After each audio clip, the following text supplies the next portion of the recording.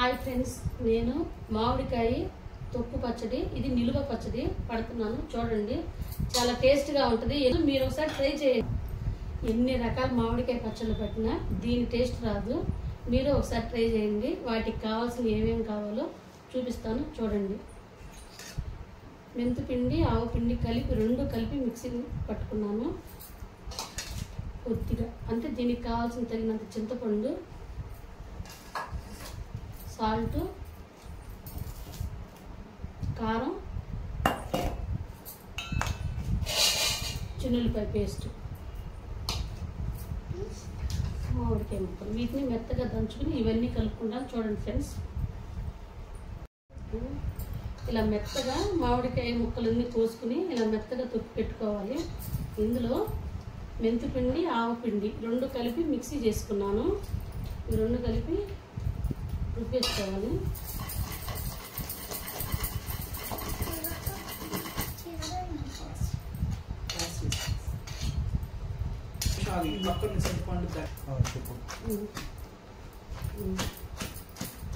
చింతపండు కూడా వేసుకున్నాము.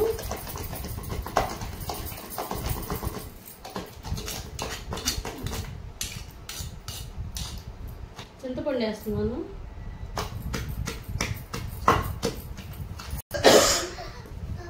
అల్లం వెల్లుల్లి పేస్ట్ వేస్తున్నాను. అల్లం,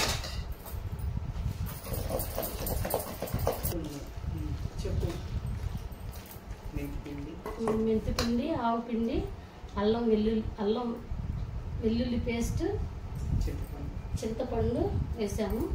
ఇప్పుడు ఇందులో ఉప్పు కలుపుకుంటున్నాను.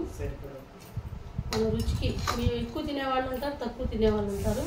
మనకి ఎంత కావాలో అంతే కలుపుకోవాలి. నేను ఒక టీ గ్లాసు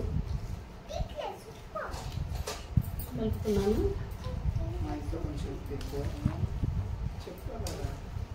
నా ఇంట్లో ఎక్కువగా ఉప్పు తింటూ ఉంటారు కాబట్టి సాల్ట్ ఎక్కువే తింటారు, అందుకే నేను కొద్దిగా ఎక్కువే కలుపుకున్నాను. మళ్ళీ కలుపుకున్న తర్వాత కూడా ఒకసారి చూసుకోండి, ఉప్పు సరిపోయింది, తగ్గింది. కారం,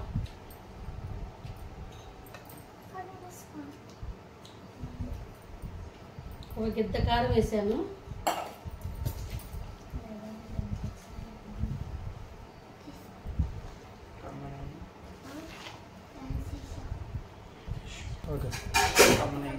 ఇదిగోండి ఫ్రెండ్స్, కమ్మనైన మామిడికాయ తొక్కులు రోటి పచ్చడి. ఇది నిలువ పచ్చడి, సంవత్సరం అంతా నిలువ ఉంటుంది. మనం మొత్తమైన పోపు వేసుకోవచ్చు, లేదు అనుకుంటే కొద్ది తీసుకుని పోపు పెట్టుకోవచ్చు. సంవత్సరం నిలవ ఉంటుంది పచ్చడి. ఇందులో వేసి తిన్నా కానీ చాలా టేస్టీగా ఉంటుంది. ఇన్ని మామిడికాయ పచ్చళ్ళు రకాలు పెట్టినా దీనంత టేస్ట్ రాదు. మీరు ఒకసారి ట్రై చేయండి.